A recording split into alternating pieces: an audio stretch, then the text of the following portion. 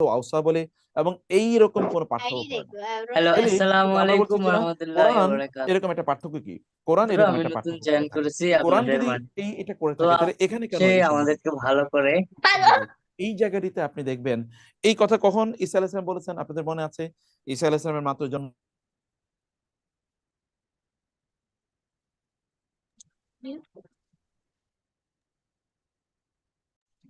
আপনি মিউট করে আছেন কেন? আপনার কথা শোনা যাচ্ছে না হুজুর।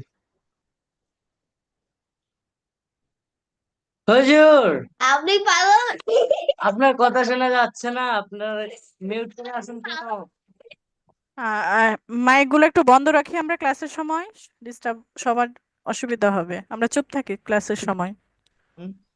একদিনের সন্তান, একদিন মাত্র তার ভূমিষ্ঠ, তখন তিনি কথা বলা শুরু করে দিলেন। তিনি বলেন, ক্বালা ইন্নী আব্দুল্লাহি আতানি আল কিতাবা ওয়া জাআলানি নাবিয়্যা এবং ওয়া আওসানি। আচ্ছা বলেন তো, 1 বছরের বাচ্চা কি কথা, একদিনের বাচ্চা মাত্র, আজকেই তার জন্ম হয়েছে, এই একদিনের বাচ্চা কি বলতে পারে না আমার রব আমাকে বারবার বারবার বারবার আমাকে বলেছেন যেন আমি তার ইবাদত করি? এটা কি বলতে পারে? একবারই তো তিনি আদেশ পেয়েছেন, অতএব প্রথমবার তার মুখ থেকে যখন এই শব্দটি বের হয়েছে, তখন তিনি ওয়াসা কিভাবে বলবেন? তখন তিনি ওয়াসা বলেন নাই। সুবহানাল্লাহ, সো মেটিকুলাস কোরআন, সো বিউটিফুল কোরআন।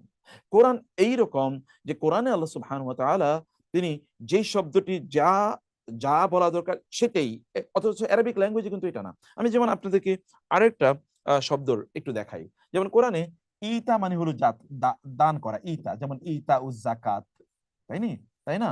ইতা মানে হচ্ছে দেয়া, আবার এআতা মানে হচ্ছে দেওয়া, এআতা এইটা মানেও দেয়া, ইতা মানেও দেয়া। এখন প্রশ্ন হলো যে what is the difference between ইতা এবং আতা? দেখুন আল্লাহ তাআলা বলেছেন আতু যাকাতা ওয়া আতু আয-যাকাতা, যে তোমরা যাকাত প্রদান করো, আতু। কিন্তু আল্লাহ তাআলা বলেছেন ইন্না আ'তাইনাকা আল আ'তাইনাকা আল কাউসার। দেখেন দুটো পার্থক্য একটু দেখেন। আল্লাহ তাআলা যখন বললেন আমি আপনাকে প্রদান করেছি আল কাউসার, তখন তিনি বলেছেন আরত। কিন্তু যখন আমাদেরকে বলেছেন তোমরা দাও, তখন বলেছেন আতু যাকাত, তোমরা যাকাত দাও। এবং আরবি ভাষায় যদি আপনি যান তাহলে দেখবেন ইতা এবং এত এটা একই অর্থে ব্যবহৃত হয়।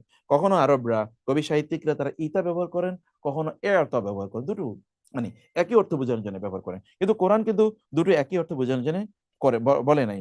কোরআন কিন্তু দুটোকে ঠিক মানে ভিন্ন অর্থে ব্যবহার করেছে। কিভাবে? ইতা মানে হচ্ছে মানে কম বা অল্প দেয়া, এটা অল্প দানকে ইতা বলে। কিন্তু এটা মানে হচ্ছে ব্যাপক পরিমাণ, ব্যাপক দান, ব্যাপক ব্যাপক দান, এটা হলো এটা। আচ্ছা, এবার দেখেন আপনি, যখন আল্লাহ সুবহানাহু ওয়া তাআলা দেয়ার কথা বলেছেন, এবং এই সূরাতুল কাউসারে দেখেন তো, ইন্না আতাইনাকা আল কাউসার, আল কাউসার কি থেকে এসে কাসির, আমি আপনাকে ব্যাপক দিয়েছি। আচ্ছা, ব্যাপকের সাথে কোন শব্দটা যায় বলেন তো? ব্যাপকের সাথে এটা যায়। এবং যেমন কোরআন অনেক জায়গায় বলেছেন আত আন গায়রা মাজজুজ, তোমাদেরকে এমন আত, এমন এমন আল্লাহ তাআলা প্রদান করবেন যেটা মানে অনুদান অথবা পুরস্কার, যেটা কোনো খণ্ডিত না, এটা ব্যাপক, ফুল। সেক্ষেত্রে তিনি বলেছেন কি? তিনি বলেছেন আতা। এবং আল্লাহ যেহেতু দিয়েছেন, অতএব তিনি ব্যাপক দেবেন, তার সাথে এটা যায়, তিনি ব্যাপক পরিমাণে দেবেন। আবার তিনি যখন বলছেন আল কাউসার, ব্যাপক দিয়েছি আমি আপনাকে, তখন কিন্তু আতা শব্দটি যায়। তিনি বলতেন কি ইন্না আতাইনাকা, বলেন নাই যে ইন্না আতাইনা। কিন্তু আমরা যাকাত কতটুকু দিই বলেন তো? আমাদের সকল প্রয়োজন, যত প্রয়োজন আছে, সকল প্রয়োজন যখন আমরা মেটাই, মেটানোর পরে আমাদের যে সম্পত্তি থাকে তা থেকে মাত্র 2.5% আমরা দিই, 2.5% আমরা দিই, তাই না? আর তাও সকল প্রয়োজন মেটার, যেমন ধরুন আপনি 1 কোটি টাকা ইনকাম করেছেন, এর মধ্যে আপনি 99 লক্ষ টাকা খরচ করে ফেলেছেন, আর 1 লাখ টাকা আপনার কাছে আছে, ওই 1 লাখ টাকা থেকে 2.5 হাজার টাকা জাকাত দেবেন মাত্র।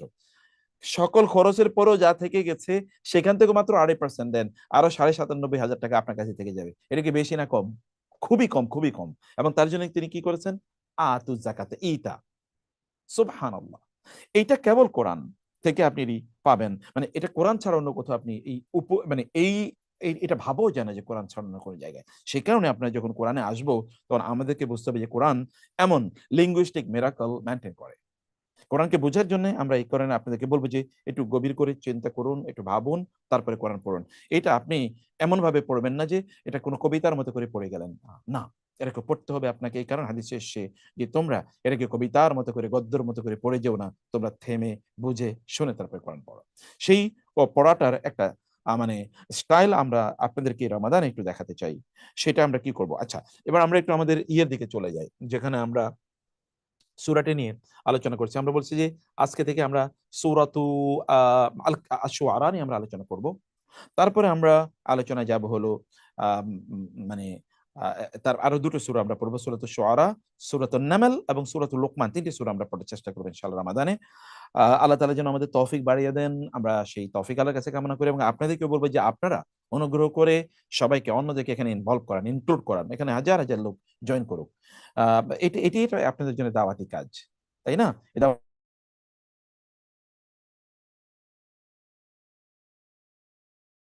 তো আমরা ৩ টা সূরা আ তো পড়বই আমরা ইনশাআল্লাহ। আমরা এগুলোকে ব্যাপকভাবে আমরা পড়বো এবং ক্লাসটি ঠিক ৩ টায় শুরু হবে, ৪ টায় শেষ করব আমরা ইনশাআল্লাহ। বা ৪ টা বা ৪ টায় শেষ করব। কারণ আপনাদের অন্যান্য ক্লাস আছে। আমরা আপনাদেরকে অন্যান্য কাজ আছে, আমরা সেই জায়গায় যেন ব্যত্যয় না ঘটে। অতএব আমরা ঠিক ৩ টায় আপনি জয়েন করবেন, ঠিক ৪ টায় ক্লাসটি শেষ হয়ে যাবে। এভাবে আমরা করার চেষ্টা করব ইনশাআল্লাহ। আচ্ছা, সূরাতুশ শুআরা। এই সূরার নাম কেন শুআরা? এটা একটু আপনাদেরকে এই কথাটা একটু অবশ্যই আপনাদের জানা দরকার। শুআরা শব্দটি কি থেকে এসে? শুআরা শব্দটি এসে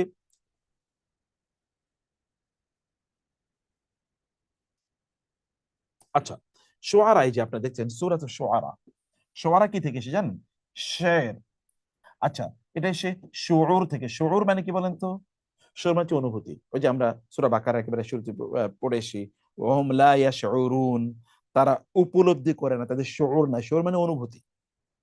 তার মানে হচ্ছে শুউর অনুভূতি, সেখান থেকেই যিনি যিনি এই শুউর নিয়ে চলেন তাকে বলে শায়ের। শায়ের, শায়ের মানে কিন্তু কবি। কবিরা আসলে করে কি?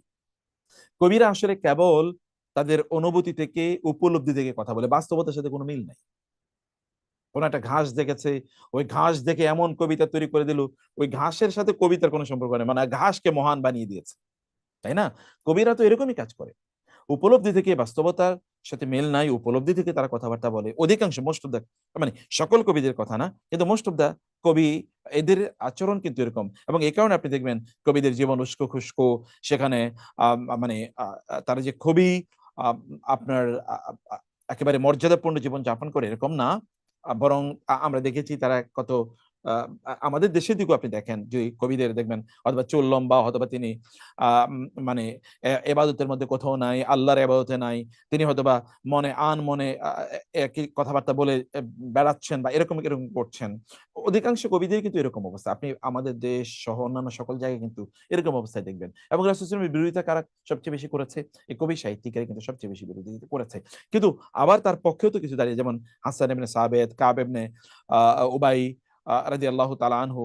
আ এই যে আরো উবাই ইবনে কাব রাদিয়াল্লাহু তাআলা আনহু, এরকম আরো কিন্তু অনেক সাহাবীরা আছেন। উরওয়া রাদিয়াল্লাহু তাআলা আনহু। এরকম সাহাবীরা ছিলেন। তারা কিন্তু রাসূল সাল্লাল্লাহু আলাইহি ওয়াসাল্লামের জন্য তারা কাজ করেছেন। ফলে কবি, সকল কবি কিন্তু মানে এরকম না। এ কারণে সকলেই যে একেবারে কেবল উপলব্ধি থেকে কথা বলেন, বাস্তবতা থেকে কথা বলেন এরকম না। আল্লাহ সুবহানাহু ওয়া তাআলা এই সূরাতে সেই কথাগুলো একেবারে, এই কথা আল্লাহ তাআলা বলেছেন। যেমন আপনি যদি এই সূরাটির শেষের দিকে যদি আপনি যান,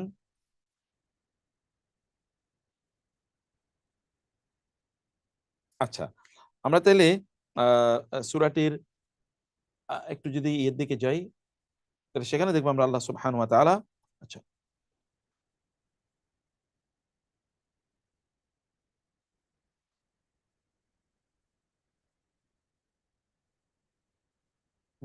আচ্ছা, একেবারে শেষে যাই হোক, আমি ওখানে আমরা যেতে পারছি না কারণ বুঝতে পারছি না।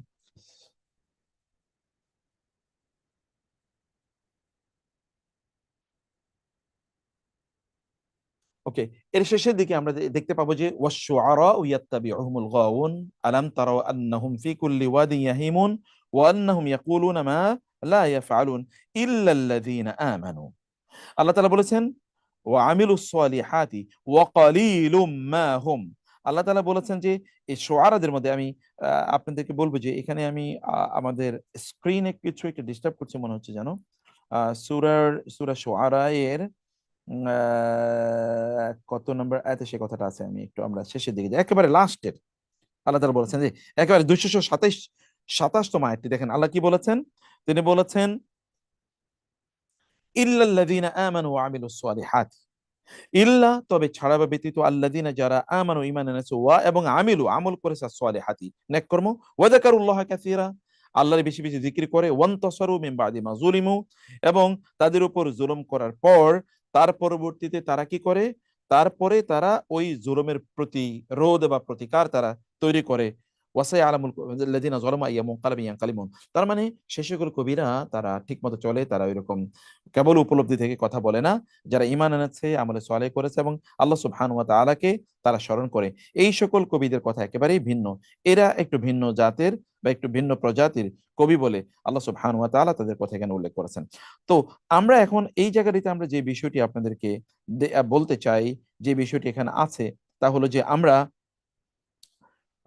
আল্লাহ সুবহানাহু ওয়া তাআলা তিনি আমাদেরকে দেখিয়ে দিয়েছেন যে আমরা কিভাবে আল্লাহ সুবহানাহু ওয়া তাআলা এর কোরআনকে আমরা কিভাবে বুঝবো, আমরা যেন কবির মতো করে যেন আচরণ না করি, সেটি আমাদেরকে এখানে বোঝানো হয়েছে। আমরা এখন একটু শব্দগুলোর দিকে একটু যাই ইনশাআল্লাহ। প্রথমত আল্লাহ সুবহানাহু ওয়া তাআলা তিনি বলেছেন ত সিম মিম, ত সিম মিম, সিন মিম না সিম মিম, অর্থাৎ সিনটা মিমের উপর গিয়ে ইদগাম হবে। তো সেটা ভিন্ন বিষয়।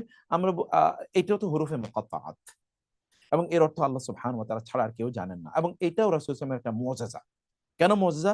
কারণ আপনি কিন্তু কোনো ভাষাই দেখবেন না যে যারা মানে ওই ওই ভাষা এর পড়াশোনা করে না, মানে যাদের স বর্ণগত জ্ঞান নাই, তারা কিন্তু বর্ণ উচ্চারণ করতে পারবে না। যেমন বাংলা ভাষায়, আমরা সবাই কিন্তু বাংলা ভাষায় কথা বলি। কিন্তু যারা পড়তে জানে না, লিখতে জানে না, ওনারা কি ক, খ, গ এগুলো দেখে চিনতে পারবে? মানে আপনি যাকে বললেন এটা কি গ, কোন একটা গ।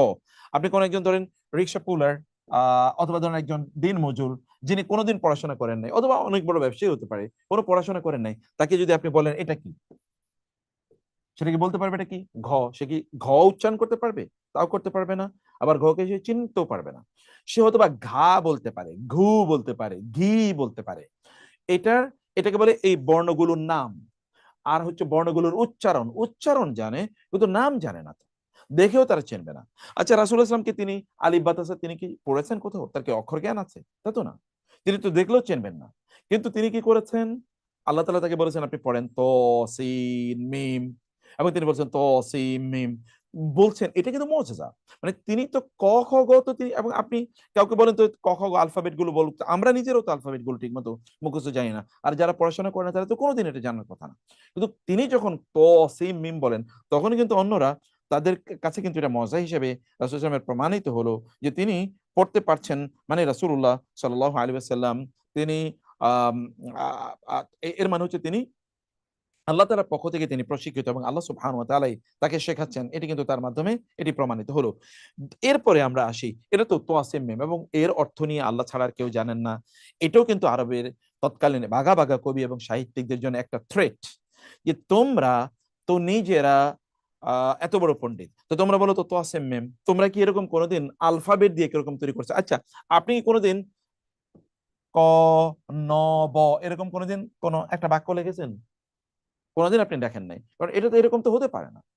আপনাকে লিখতে হবে ক আকারে কা ক, অথবা ক আকারে কা কা, এরকম কিছু বলতে হবে যেটা দিয়ে একটা মিনিং হবে। কিন্তু কয়েকটা আলফাবেট ক খ গ এরকম কি আপনি লিখবেন? লিখবেন না। কিন্তু এরকম যখন যখন এরকম লেখা হলো, তখনই তারা আসলে অবাক হয়ে গেছে যে এটা তাদের জন্য থ্রেট, এবং এই কারণে আল্লাহ তাআলা তাদেরকে যখন বলেছেন তোমরা কোরআনের মতো গ্রন্থ অথবা কোরআন সূরাগুলোর মতো সূরা তৈরি করে নিয়ে আসো, তারা কিন্তু তা পারে নাই। এই কারণে তারা ব্যর্থ হয়েছে। এটা একটা কারণ। এটার এবং তাদেরকে বলা হয়েছে ঠিক আছে তোমাদের বর্ণ দিয়ে বলা হলো, বলো তো তোমার এটার অর্থ কি? এটা কিন্তু মিনিংলেস না। মিনিং আমরা কি বলি এটার ব্যাপারে? আল্লাহই কেবল এর অর্থ ভালো জানেন। আমরা এটা বলি ওয়াল্লাহু আলামু বিমুরাদিহা, যে আল্লাহ এর অর্থ জানেন। আমরা কিন্তু এটা বলি না যে এটা কিন্তু অনর্থক না, নিরর্থক না, অর্থহীন না। আমরা অর্থ জানি, এটা আমাদের ব্যর্থতা। আমরা এত মহা জ্ঞানী কিন্তু আমরা এর অর্থ বের করতে পারছি না। এখানে আল্লাহ সুবহানাহু ওয়া তাআলা প্রথমেই আমাদেরকে চ্যালেঞ্জ দিয়ে দিলেন, এবং আমরা প্রথমে কোরআনের কাছে এসে আমরা ধরাশায়ী হয়ে যাচ্ছি। এটা এক নম্বর কথা। এবার দুই নম্বর কি? তিলকা আয়াতুল কিতাবিল মুবিন। তিলকা এইগুলো, এবং আপনি জানেন যে তিলকা এটা কিন্তু নারীবাচক একবচন, জালিকা এর বিপরীতে তিলকা এর ব্যবহার হয়। কিন্তু আমরা বলেছি যে তিলকা এর একটা বৈশিষ্ট্য হচ্ছে মানে নন হিউম্যান প্লুরাল অথবা ব্রোকেন প্লুরাল, মানে প্রাণী মানুষ নয় অথবা বুদ্ধিমান প্রাণী নয় এমন কোন জিনিসকে বোঝাতে তিলকা বহুবচনকে রিপ্রেজেন্ট করে, যদিও শব্দটি এক বচন কিন্তু বহুবচনকে রিপ্রেজেন্ট করে। এই কারণে তিলকা আয়াতু, নট উলাইকাল আয়াতু, নট হা উলাইল আয়াতু, তিলকা আয়াতু। এইগুলো হচ্ছে কি, এগুলো হচ্ছে আপনার মানে এই যে মানে ওইগুলো, কিন্তু ওই কেন বলা হচ্ছে বলেন তো? মানে এইগুলো ওইগুলো, তিলকা আয়াতুল কিতাবিল মুবিন। আল্লাহ তো কোরআন তো সামনেই, যে দিস ইজ দ্য কোরআন, তো আল্লাহ তাআলা বলবেন মানে এটা তো জালিকা বলবেন না, বলবেন হাদিহিল আয়াত, হাদিহি আয়াতুল কিতাবিল মুবিন, হাদিহি বলার কথা। তিনি তিলকা কেন করেছেন? কারণ আমরা জানি যে কখনো বহুবচন এটা লিত্তাফখীমি ওয়াত তাযীমি ওয়াত তাওকীর, মানে এটা কখনো কখনো ব্যবহার করা হয় কি কারণে? সম্মান দেখানোর জন্য। তিনি যেমন আপনার সামনে যখন কোন একজন মানুষ বসে থাকেন খুবই সম্মানিত মর্যাদাবান, তখন আপনি কিন্তু বলেন না ইনি, আপনি বলেন তিনি এমন একজন মানুষ। আপনি তিনি কেন ব্যবহার করছেন? আমরা কারো প্রশংসা করতে গিয়ে তার উপস্থিতি আমরা বলি তিনি এমন একজন মহান মানুষ যিনি এরকম এরকম কাজ করেছেন। ফলে কখনো কখনো আমরা ডিস্ট্যান্ট মানে শব্দ ব্যবহার করি, দূরবর্তী শব্দ ব্যবহার করি সম্মান বোঝানোর জন্য। এটা এরকম একটা সম্মান। এটা ২ নম্বর অর্থ হচ্ছে যে না, এটা কিন্তু এর আগে তো অনেক সূরা নাজিল হয়েছে, এটা কিন্তু প্রথম সূরা নয়। তো ফলে এর আগে যে মক্কায় আরো অনেক সূরা নাজিল হয়েছে, ওই সূরাগুলোর যেই আয়াতগুলো, এই আয়াতগুলো ঠিক এরকমই। অথবা এটা হচ্ছে তিলকা, ওই যে লাউহে মাহফুজ যে কোরআন আছে না, সেই কোরআন থেকে আগত এই আয়াত, সেই দিকেই ইঙ্গিত করা হচ্ছে। অথবা কুরাইশরা বারবার এসে, কাফেররা মুশরিকরা রাসূলের কাছে এসে বারবার তারা নিদর্শন কামনা করে, এবং সূরা শুআরায় কিন্তু এই কথা বলা হয়েছে যে তারা আল্লাহ সুবহানাহু ওয়া আল্লাহর রাসূলের কাছে এসে বলে, আপনি আমাদেরকে এটা, আপনি যে আল্লাহর পক্ষ থেকে আগত নবী, আপনি আমাদেরকে প্রমাণ দেখান, আয়াত নিদর্শন দেখান। আল্লাহ তাআলা বলেন তিলকা আয়াতুল কিতাবিল মুবিন, এই যে তোমাদের এগুলোই তো, তোমাদেরকে যে স্পষ্ট নিদর্শন প্রদান করা হয়েছে, মানে কোরআন প্রদান করা হয়েছে, কোরআনের আয়াত কি তোমাদের জন্য যথেষ্ট না? তোমরা নতুন কিসের আয়াত খোঁজো? এবং আমরা আপনাদেরকে আগেও বলেছি যে ধরেন অন্যান্য যে সকল নিদর্শন, যে যত নবী রাসূল এসেছে, সকল নবী রাসূলদের নিদর্শন কিন্তু মানুষ দেখেছে চোখে। অতএব চোখে দেখার পরে কি আপনার চোখের আড়াল হলে তো আর এটা আপনার মনে থাকে না। এমনকি বনী ইসরাঈলে তো তাদের চোখের সামনে নীল মানে লোহিত সাগর পার হয়ে তারা ওই পাড়ে গিয়েছে, এবং সাগর দিক তাদের সামনে মানে এখানে ১২টি রাস্তা তৈরি হয়েছে তাদের জন্য, কাত্তাউদিল আযীম, বিশাল বড় পাহাড়ের মানে পাথরের মানে রাস্তা তাদের জন্য তৈরি হয়ে গিয়েছিল। কোরআনে আল্লাহ তাআলা বলেছেন। কিন্তু এরা কিন্তু এখান থেকে যাওয়ার পরে, ওই সামনে মরুভূমিতে যাওয়ার পরে তারা ভুলে গেছে। আপনি ইউসেদি মিরাকল, আপনি যখন মিরাকল দেখেন এরপর কিন্তু আপনি ভুলে যান। কিন্তু আল্লাহ সুবহানাহু ওয়া তাআলা কোরআনকে ওইরকম চোখে আপনি দেখবেন এরকম মিরাকল হিসেবে তিনি বানান নাই। বরং তিনি কোরআনকে এমন মিরাকল বানিয়েছেন যেটি আপনার কানে অনুরণিত হবে প্রত্যেকটি মুহূর্তে, এবং আপনার হৃদয়কে গিয়ে আপনার আন্দোলিত করবে, আপনার বিবেককে প্রতি মুহূর্তে অনুপ্রাণিত করবে, আলোকিত করবে, এবং এটি কিয়ামত পর্যন্ত অব্যাহত থাকবে। সে কারণে আল্লাহ সুবহানাহু ওয়া তাআলা কোরআনকে এরকম বানিয়েছেন। এবং দেখুন লোকেরা যে ইসলাম গ্রহণ করেছে তারা কিন্তু কোরআন শোনে। এবং ইহুদি পণ্ডিত বা খ্রিস্টান পণ্ডিতদের ব্যাপারে আল্লাহ তাআলা কোরআনে বলেছেন যে যখন তারা রাসূলের উপর যা নাযিল হয়েছে এটা শুনবে, তখন তারা কিন্তু অভিভূত হবে। এখন আমরা কোরআন শুনে অনুভূত হই। আপনি কিন্তু দেখে না, আপনি শুনে অভিভূত হচ্ছেন। ফলে কোরআনের মর্যাদাটা হলো কানে, আর অন্যদের মর্যাদা হচ্ছে চোখে। চোখে আপনি বন্ধ করলে আর দেখেন না। আপনি কিন্তু কান কিন্তু আপনার খোলা থাকে। কান এর মাধ্যমে আপনার কানের মাধ্যমে আপনার অন্তরে অনুভূতি তৈরি হয়, ব্রেনে অনুভূতি তৈরি হয়। তাই না? এই যে যাদের কান বন্ধ তারা কিন্তু চোখে ভালো করে দেখতে পাবে না। তাই না? এবং তারা মুখে ঠিকমতো কথাও বলতে পারবে না।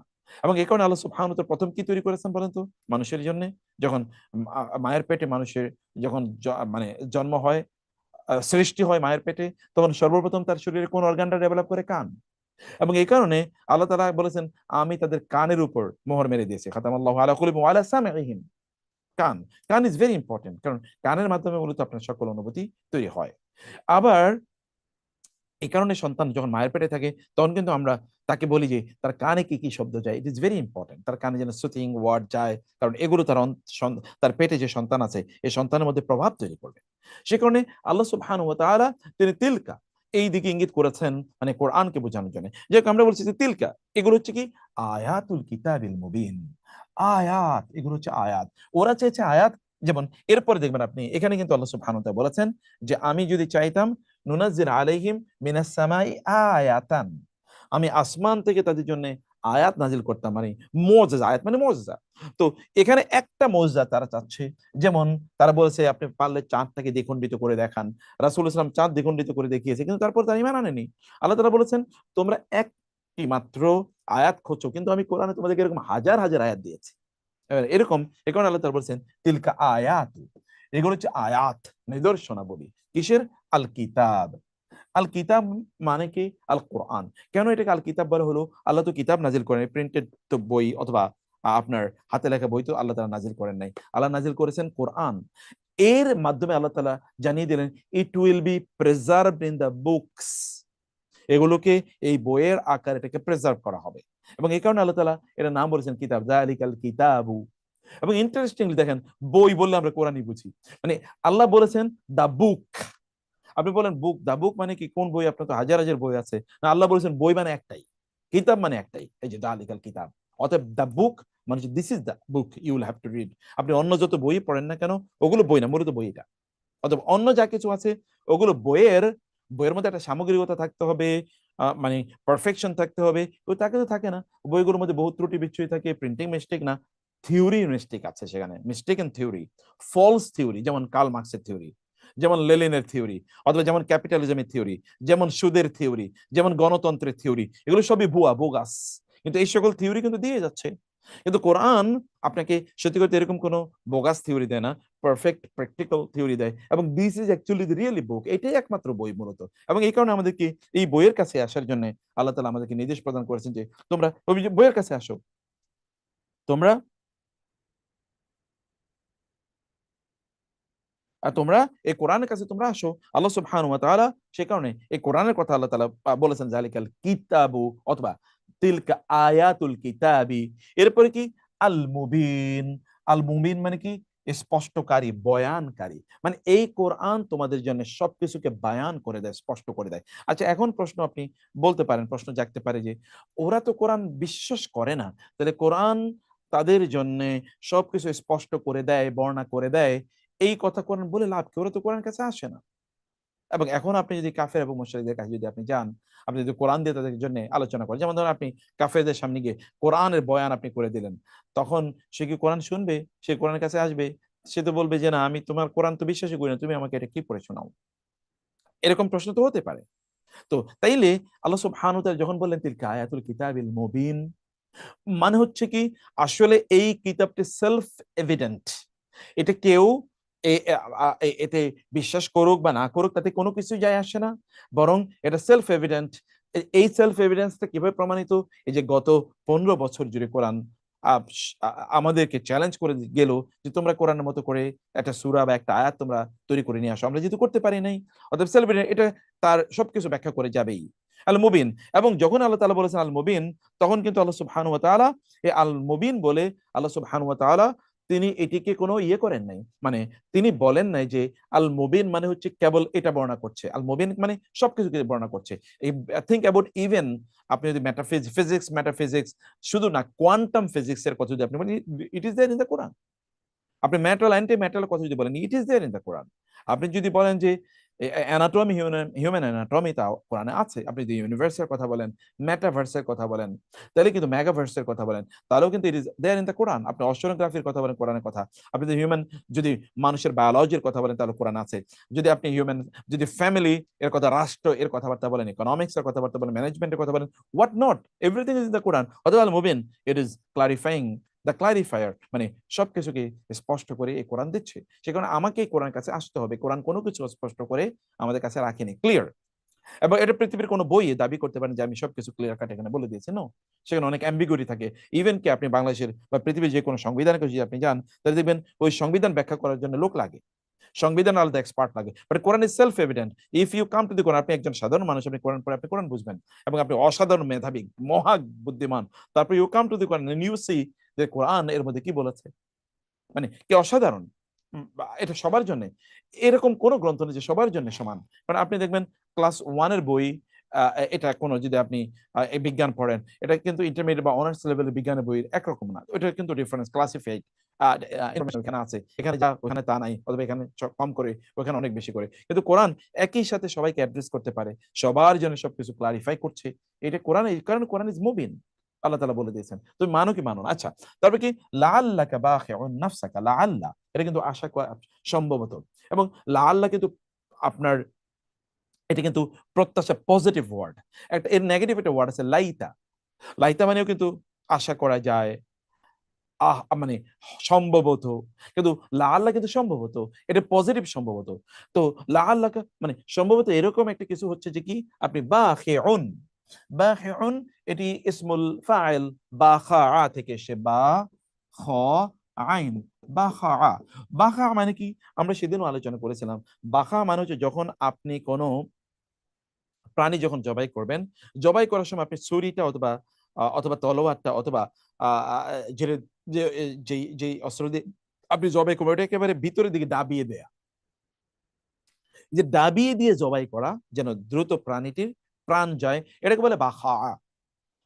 তো যেমন বাখা আশাতা, মানে কোন একটা ছাগল বা বকরিকে তিনি জবাই করলেন, মানে একেবারে গভীর ভাবে তার গলার ভেতরে এটাকে ঢুকিয়ে দিয়ে তারপর এটাকে জবাই করলেন যেন দ্রুত তার জীবনটা চলে যায়। তো আল্লাহ সুবহানাহু ওয়া তাআলা, আল্লাহ সুবহানাহু ওয়া তাআলা তিনি এখানে তিনি যখন বলেছেন আপনি যে লাআল্লাকা বাখিউন, বাখিউন মানে তার রাসূলকে ব্যাপারে তিনি এটা বলছেন, বাখিউন নাফসাকা মানে আপনার নিজকে। নাফসুন এর তিনটি অর্থ আছে, নফস মানে আপনি প্রাণ, আবার নফস মানে জীবন, বা নফস মানে সত্তা, ব্যক্তি সত্তা। তো এই নফসুন মানে আপনার জীবন অথবা আপনার প্রাণ অথবা আপনার নিজকে আপনি মনে হচ্ছে একেবারে একেবারে কি জবাই করে ফেলবেন গভীর ভাবে। কারণ কি আন লা ইয়াকুনু মুমিনিন, আন এবং লা, আন প্লাস লা, যে তারা ঈমান, তারা মুমিন হবে না। এবং এখানে খুব ইন্টারেস্টিং যে বিষয়টি আপনাদেরকে আমরা বলতে চাই, যে জিনিসটা আপনাদেরকে এখানে বলতে চাই, তো হলো কি আল্লাহ তাআলা তার রাসূলের ব্যাপারে বলেছেন বাখিউন, এটা কিন্তু ইসমুল ফাইল। আর আমরা ফেল এবং ইসমের মধ্যে কি পার্থক্য বলেছি বলেন তো? আমরা বলেছি যে ফেল মানে হচ্ছে এটা কিন্তু হুদুস, এটা এখন ঘটবে নাও ঘটতে পারে। যেমন আপনি খান, যেমন আমি খাই, এর মানে কিন্তু আমি 24 ঘন্টা খাই না। আমি পড়ি, তার মানে কিন্তু আমি 24 ঘন্টা পড়ি না। তার মানে যখন ভার্ব হয়, ফেল হয়, তখন এটা কখনো ঘটে কখনো ঘটে না, এরকম একটা অর্থ প্রদান করে। যখন ইসম হয়, যেমন জ্ঞানী, বুদ্ধিমান, তখন আপনি কি হবে? তো আলেম, তখন এর অর্থ কি? অথবা মেহেরবান, যখন আপনি বলেন, তো এটা কিন্তু তার পার্মানেন্ট কোয়ালিটি। এসএম নাউন, এটা তার পার্মানেন্ট, তার সাথে লেগে থাকে। যেমন আপনার নাম খালিদ, এটা কিন্তু পার্মানেন্ট। এরকম না যে আপনি এখন খালিদ, কিছুক্ষণ পরে ওমর, কিছুক্ষণ পরে মানে একরামা, অথবা কিছুক্ষণ পরে আবু বকর, কিছুক্ষণ পরে আপনি ওসমান, আলী, এরকম না। আপনি কিন্তু খালিদ মানে আপনি সবসময়। তো নাম এটা একটা পার্মানেন্সি ইয়ে করে, মানে ইন্ডিকেট করে। আল্লাহ তাআলা সব গুণবাচক নাম মানে এটা পার্মানেন্ট। কোন গুণই আল্লাহ তাআলার জন্য টেম্পোরারি না, এগুলো সব পার্মানেন্ট। সো আল্লাহ তাআলা যখন বলেছেন লাআল্লাকা বাখিউন নাফসাকা, তার মানে হচ্ছে the prophet was continuously concerned about the reversion of the people, যে লোকেরা ঈমান আনবে আনবে না কেন, তাদেরকে ঈমান আনয়ন করা উচিত বা তারা মুমিন হওয়া উচিত। এই জন্য তিনি তার নিজকে প্রতি মুহূর্তে টেনশনের মধ্যে তিনি রেখেছেন। আজ যখন একজন মানুষ টেনশনে থাকে তখন তিনি কি করেন? তখন তিনি অন্য সকল কাজকে বাদ দিয়ে এটাকে তিনি প্রায়োরিটি প্রদান করেন। আচ্ছা, রাসূলের প্রায়োরিটি কি ছিল? তিনি কি দাওয়াত কেবল একবার দিয়েছেন? না, তিনি শতবার বারবার তিনি দাওয়াত দিয়েছেন, একই কথা তিনি বারবার মানুষকে বলেছেন। আবু জাহেল, উতবা, সাইবা এবং তার চাচাকে গিয়ে সর্বশেষে তিনি আবু তালেবকে বলেছেন, চাচা আপনি কেবল বলেন লা ইলাহা ইল্লাল্লাহ, আমি এর মাধ্যমে কিয়ামতের দিন আল্লাহ সুবহানাহু ওয়া তাআলার কাছে এতটুকু নিয়ে আপনার জন্য সুপারিশ করব।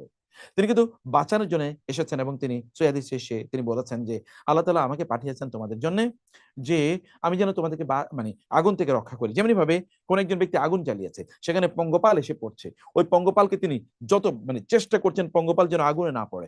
পঙ্গপাল আগুনে পড়ছে, তিনি এগুলোকে বাঁচানোর চেষ্টা করছেন, আমিও তোমাদের কোমর ধরে তোমাদেরকে জাহান্নাম থেকে বাঁচানোর চেষ্টা করছি, মানে অব্যাহতভাবে তিনি কাজটি করছেন। সুবহানাল্লাহ।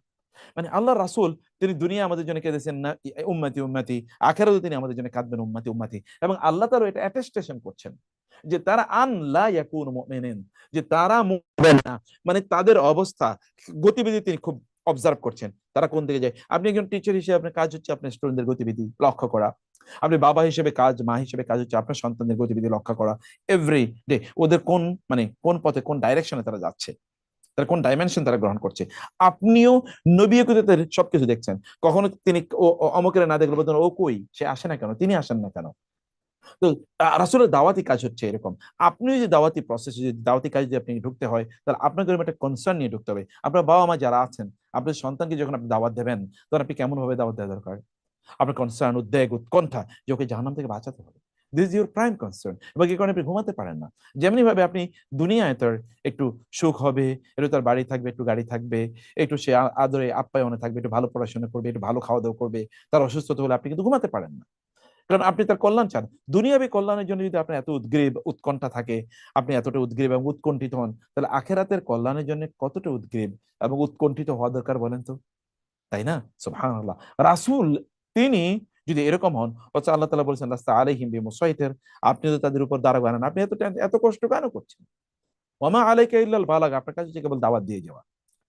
আল্লাহ তাআলা তার রাসূলকে সান্ত্বনা প্রদান করছেন। লাআল্লাকা, মানে আপনার অবস্থা দেখে মনে হচ্ছে এরকম আপনি করবেন। কিন্তু আপনি এরকম করবেন না। আল্লাহ ইয়াকুনু মুমিনিন, তারা মুমিন হবে না, এবং আল্লাহ ইয়াকুনু, ভবিষ্যতে তারা মুমিন হবে না। এই কারণে আপনি তো টেনশন করছেন। আপনার কাজ হচ্ছে এখন প্রেজেন্টলি তাদেরকে দাওয়াত দেয়া। ভবিষ্যতে কি হবে, that is in the hands of Allah. সেটা আল্লাহ সুবহানাহু ওয়া তাআলার হাতে, এবং আল্লাহ সিদ্ধান্ত নেবেন যে কে ইসলাম গ্রহণ করবে, কে ইসলাম গ্রহণ করবে না। সেটি মহান আল্লাহ সুবহানাহু ওয়া তাআলার,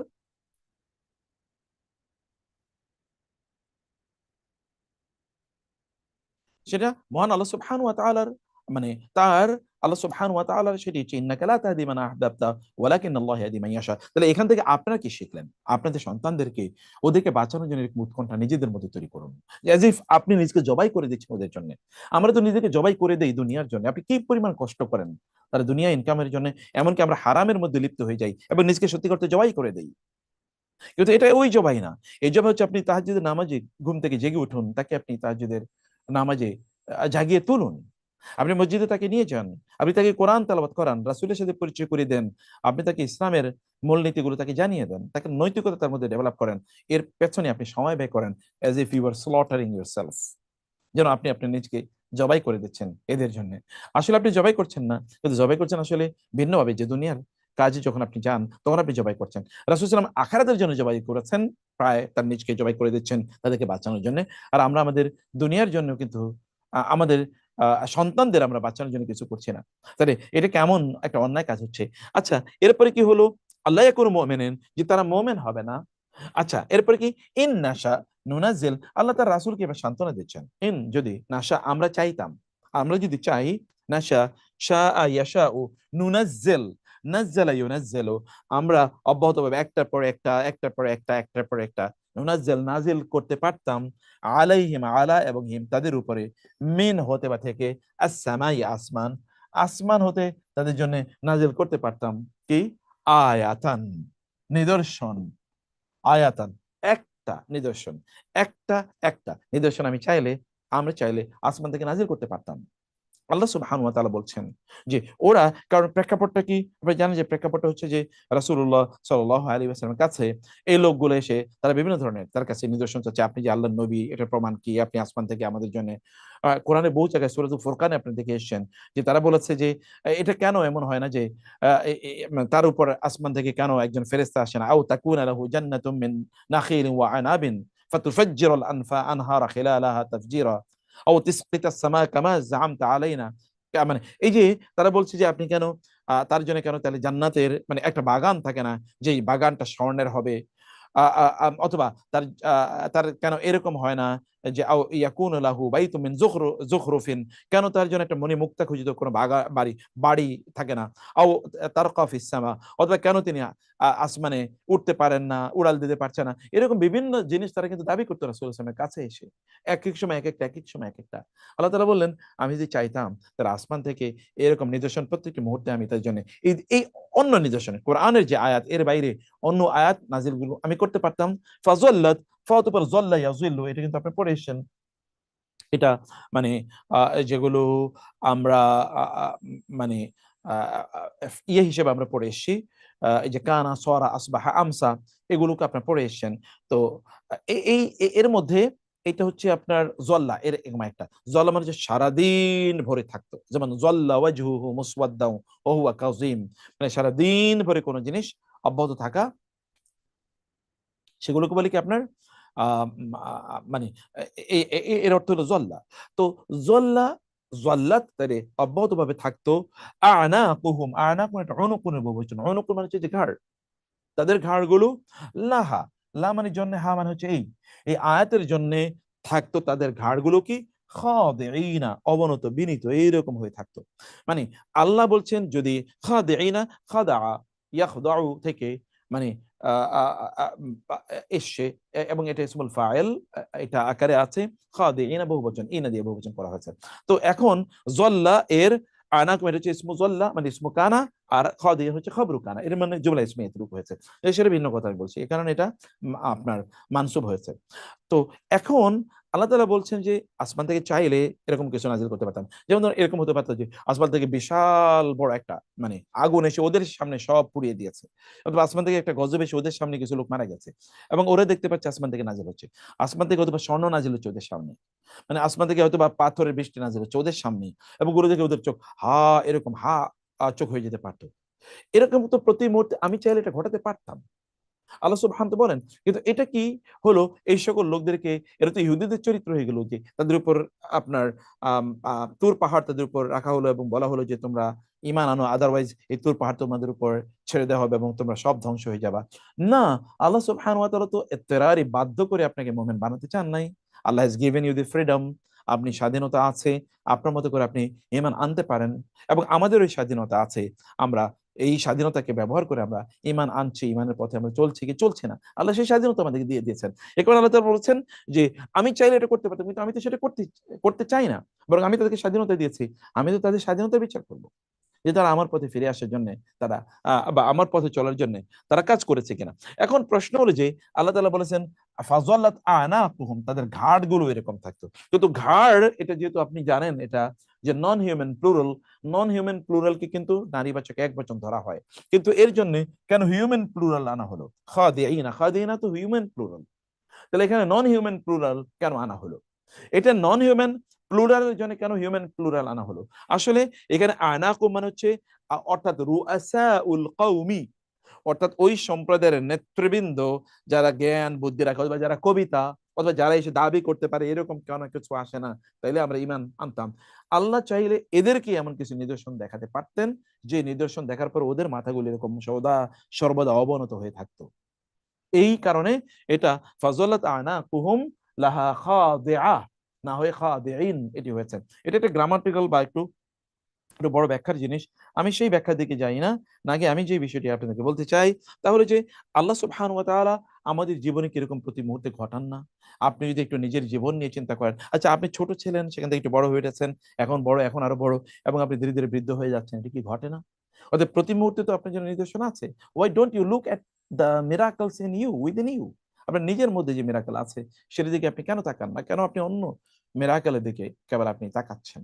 সে কারণে আল্লাহ তাআলা বলেছেন যে আমি চাইলে তো এটা আমি করতে পারতাম, কিন্তু আল্লাহ সুবহানাহু ওয়া তাআলা সেটা তো তিনি চান না, বরং আল্লাহ তাআলা আমাদেরকে ফ্রিডম দিয়েছেন, আমরা যেন সেই ফ্রিডমের উপর ভিত্তি করে যেন আমরা আমাদের ইবাদত করি, এবং এতে আমাদের সম্মান রয়েছে, আমাদের মর্যাদা রয়েছে, তাই না? এতে আমাদের মর্যাদা রয়েছে। আপনি আল্লাহ সুবহানাহু এর পথে নিজেই বুঝে শুনে আপনার পথ আপনি আল্লাহর পক্ষ থেকে আল্লাহর পথে আপনি এসেছেন। আচ্ছা, তারপরে কি বলা হয়েছে? এরপরে আল্লাহ তাআলা বললেন যে ওয়ামা ইয়াতিহিম মিন যিকরিন মিনার রহমানি মুহদাসিন, ওয়া আর মা ইয়াতি এবং হিম, তাদের কাছে আসেনি। কিন্তু ইল্লা যেহেতু এসছে, ইল্লা এবং মা, আমরা আগেও বলেছি মা প্লাস ইল্লা এই দুটোর সমন্বয়ে কি হয়? কেবলই, শুধুই, কেবলই, শুধুই, এরকম একটা অর্থ দাঁড়াবে। অর্থাৎ দুটো মিলেই মা মানেও না, ইল্লা মানেও না, অর্থাৎ দুটোই না ব্যতীত এরকম অর্থ প্রদান করছে। তো দুটো negative plus negative equal to positive, মানে minus plus minus equal to plus, সে কারণে দুটো মিলে একটা পজিটিভ অর্থ প্রদান করবে। তাহলে কি হচ্ছে, যখনই বা তাদের কাছে আসতো মিন যিকরিন, মিন এই যে মায়ের অর্থ না, এই মায়ের পরে যে মিন আসে, এই মিন কোন অর্থ প্রদান করে? কোন যিকরিন, যিকরিন মানে হচ্ছে কি স্মারক, যিকির স্মরণ। তো স্মরণ মানে হচ্ছে স্মারক, মানে যা কিছু আল্লাহকে স্মরণ করিয়ে দেবে এমন কোনো কিছু। অতএব এই স্মরণ করিয়ে দেয়া, দেখেন আল্লাহ সুবহানাহু কিন্তু জিকির বলেছেন, কোরআনকে আল্লাহ তাআলা জিকির বলেছেন, নামাজকে আল্লাহ তাআলা জিকির বলেছেন, এমনি আল্লাহর নাম স্মরণ করে জিকির, আসমান থেকে আগত যে কোনো নিদর্শন এগুলো কিন্তু জিকির, যিকরা ইন্না ফি যালিকা লাযিকরা, জিকির। তো এই জিকির, যখনই কোনো জিকির তাদের কাছে এসেছে, যেই জিকির তাদেরকে আল্লাহর জিকিরের দিকে নিয়ে যাবে, এরকম কোনো কিছু তাদের কাছে এসেছে, যখনই মুহদাস মিনার রহমানি, কার পক্ষ থেকে? রহমানের পক্ষ। This is very beautiful. আল্লাহ তাআলা বলেন না মিনাল্লাহি, তার মানে আল্লাহ যখনই আপনার জীবনে কোনো গুরুত্বপূর্ণ ঘটনা ঘটান, এটা আল্লাহর পক্ষ থেকে একটা রহমত আপনার প্রতি। কখনো কখনো হতে পারে যেমন আপনার এমন যে আপনার কোনো অ্যাক্সিডেন্ট ঘটেছে, ওই অ্যাক্সিডেন্টের কারণে আপনার হুঁশ ফিরে এসেছে, আমি তো ভুল পথে ছিলাম। এমনকি আপনার বিজনেস লস হয়েছে, সেটাও কিন্তু আপনার জন্য পজিটিভ। কারণ আপনি যখন বিজনেস লস করেছেন, তখন হুঁশ ফিরে এসেছে, আমি তো ভুল করেছি। এবং এই কারণে মানুষের জন্য, বিশেষ করে মুসলমানদের জন্য, no loss is a loss, it is a big benefit for him, lesson for him. আপনি যখনই, যেমন অতীতের বহু জাতিপুঞ্জকে আল্লাহ ধ্বংস করে দিয়েছেন, এই গল্প আমাদেরকে তিনি জানিয়েছেন, যেন সেখান থেকে আমরা শিক্ষা গ্রহণ করতে পারি। এমনকি আমাদের নিজেদের জীবনে, কারণ আমরা আপনাদেরকে বলেছি আগেও যে প্রত্যেকটা ডিফিকাল্টির সাথে কি আছে? আপনার জন্য কল্যাণ আছে। যেই বিপদে অথবা যত কষ্ট হোক না কেন, কষ্টের সাথে কল্যাণ আছে। কিরকম? যেমন ধরেন আপনারা কষ্ট করে এখন যে কোরআন পড়ছেন, ক্লাস আপনারা করছেন, অন্য কাজ বাদ দিয়ে, এই কষ্টের পরে আপনি যখন নামাজে দাঁড়াবেন, ওয়াও, আল্লাহর বাণী গভীরভাবে আপনি উপলব্ধি করবেন। আপনার নিজের শান্তি আপনি পাবেন, তাই না? আমরা ছোটবেলায় কষ্ট কেন করি? একটু বড় হলে যেন একটু ভালো থাকতে পারি। আমরা কেন স্কুল অথবা কলেজ বা ইউনিভার্সিটির লাইফে কেন আমরা একটু বেশি, বা স্টুডেন্ট লাইফে আমরা কেন কষ্ট করে পড়ি? কারণ এরপরে যেন জীবনটা আমাদের কল্যাণকর হয়। আপনি কেন ব্যবসা বাণিজ্য কষ্ট করে করছেন? যেন আপনি দিনের বেলা কেন কাজ করেন? যেন রাতের বেলা আপনি একটু ভালো করে একটু বিশ্রাম নিতে পারেন। এবং এই কারণে যারা দিনের বেলা কষ্ট করে, তারা কিন্তু রাতে ভালো করে ঘুমাতে পারে। এই যেমন আপনি যদি ফুটপাতে দেখেন লোকেরা কি আরামে ঘুমাচ্ছে, আপনি কিন্তু এসির নিচে ঘুমাতে পারেন না। কারণ হচ্ছে সে দিনের বেলা কষ্ট করেছে, আপনার চেয়ে বেশি কায়িক পরিশ্রম তার বেশি। অতএব with every difficulty there is a big key, আপনার জন্য এটা বড় একটা সম্ভাবনা, পসিবিলিটি, প্রবাবিলিটি, পটেনশিয়াল আপনার জন্য রয়েছে, একটা প্রসপেক্ট আছে, আপনার জন্য একটা বড় কল্যাণের ব্যবস্থা আছে। অতএব আল্লাহ সুবহানাহু ওয়া তাআলা তিনি বলছেন, যখনই তোমার যে মানে আল্লাহর পক্ষ থেকে যখনই কোনো জিকির আসতো, মানে তাদের কাছে মুহদাসিন মিনার রহমানি, রহমান, অতএব আল্লাহর পক্ষ থেকে মানে রহমানের পক্ষ থেকে, রহমানের এটা একটা নিদর্শন। এবং যে এই যে কোরআন আসছে, নবী রাসূলরা এসেছে, এটা কি আল্লাহর পক্ষ থেকে আমাদের জন্য রহমত না? অবশ্যই রহমত। আল্লাহ চাইলে তাদেরকে নাও পাঠাতে পারতেন, কারণ আল্লাহ তো আমাদেরকে বিবেক দিয়েছেন, জ্ঞান দিয়েছেন, প্রজ্ঞা দিয়েছেন, বুদ্ধি দিয়েছেন। আমরা সেগুলো ব্যবহার করে আল্লাহকে খুঁজে নেওয়ার দরকার ছিল বা দায়িত্ব ছিল আমাদের, কিন্তু তারপরেও তিনি রিমাইন্ডার পাঠিয়েছেন।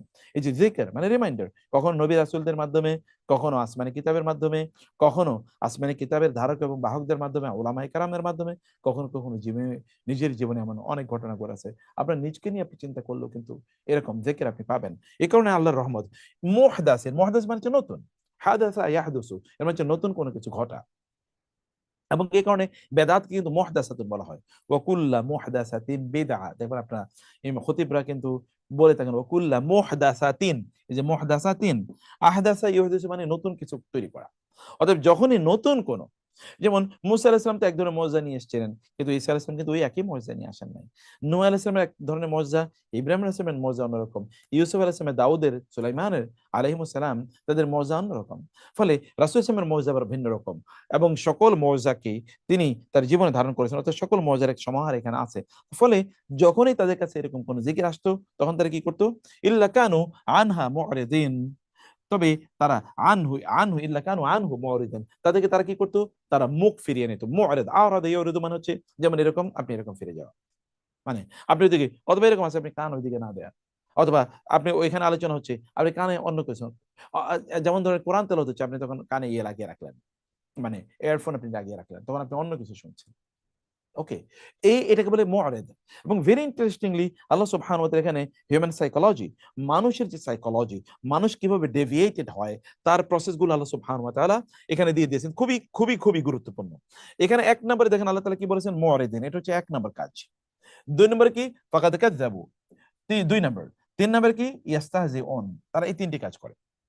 খুবই গুরুত্বপূর্ণ। আমি জানি আমরা নবম আয়াত পর্যন্ত পড়ার চেষ্টা করব। আমি একটু দ্রুত যাই।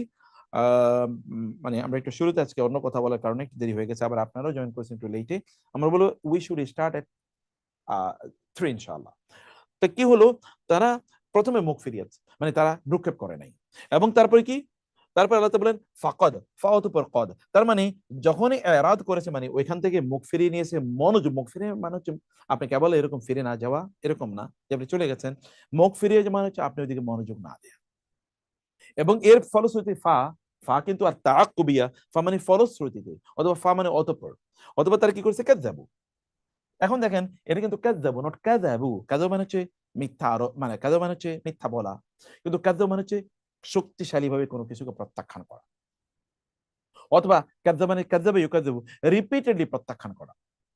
তাহলে এক নাম্বার কি হচ্ছে, মুখ ফিরিয়ে এনেছে। এই কারণে যখন আপনি কোরআন এর প্রতি যখন আপনার ইয়ে না আসবে, আপনি যখন কোরআনের প্রতি মনোযোগ দেবেন না, তখন কিন্তু কোরআনের কথাগুলো আপনি তখন আপনি এগুলোকে প্রত্যাখ্যান করা শুরু করে দেবেন, অস্বীকার করা শুরু করে দেবেন। যেমন আপনি দেখেন এখনো কিন্তু বহু বাংলাদেশে এমন নতুন রাজনীতিবিদরা তৈরি হয়েছে, কোরআনে রাজনীতির ব্যাপারে কোনো কথাই নাই, কোরআনে অর্থনীতির ব্যাপারে কোনো কথাই নাই, কোরআনে আবার এগুলো আলোচনা নেই। কোরআন তো আমরা কেবল তেলাওয়াত করবো, আমাদের স্পিরিচুয়াল থিং, এটা নট প্র্যাকটিক্যাল রিয়েল থিং, এটা একটা স্পিরিচুয়াল থিং। তারা এটা মনে করছে যেটা এটা স্পিরিচুয়াল জিনিস, এটা রিয়েল কোনো জিনিস না। তার মানে তারা ওই যে প্রথমে তারা কি করছে, কোরআনের কাছে তারা আসে নাই, তো যখন আপনি কোরআনের কাছে আসবেন তাদের বিপরীত চিত্র তৈরি হবে, এটা কিন্তু রিভার্স হবে তখন। কিন্তু কি করেছে, এক নম্বর তারা কোরআন থেকে দূরে সরে গেছে, এবং সরে যাওয়ার কারণে কি হয়েছে, তখন তারা অস্বীকার করা শুরু করেছে, এবং অস্বীকার কিন্তু ডিপ অস্বীকার, তার বিশ্বাসের উপর ভিত্তি করে অস্বীকার তৈরি হয়েছে।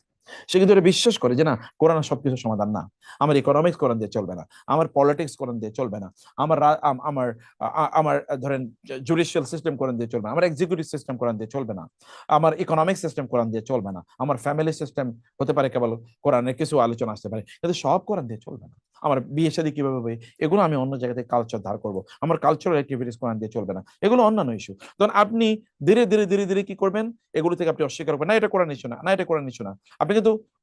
আপনি কিন্তু এটা কোরআন ইস্যু না, কোরআনকে আপনি অস্বীকার করছেন না, কিন্তু কোরআনের বিভিন্ন ডাইমেনশন আপনি অস্বীকার করছেন। ফাকাদ কাযযাবু, এবং কি ফাসায়াতিহিম আনবাউ মা কানু বিহি ইস্তাহজিউন, ফাওয়াত উপর সা, শীঘ্রই ইয়াতি আসবে, হিম তাদের কাছে, আনবাউ সংবাদ। নাবাউন কিন্তু আপনি জানেন, নাবাউন কিন্তু সাধারণ কোনো ইস্যু না, নাবাউন হচ্ছে বড় সংবাদ, কঠিন সংবাদ, আনিন নাবাইল আযীম, এখান থেকে নবী, এটা বলা হয় নাই যে ফাসায়াতিম আম আখবারু, আখবারু সংবাদগুলো, খবরগুলো, তা না, এটা হচ্ছে ভেরি ইম্পর্টেন্ট সংবাদ।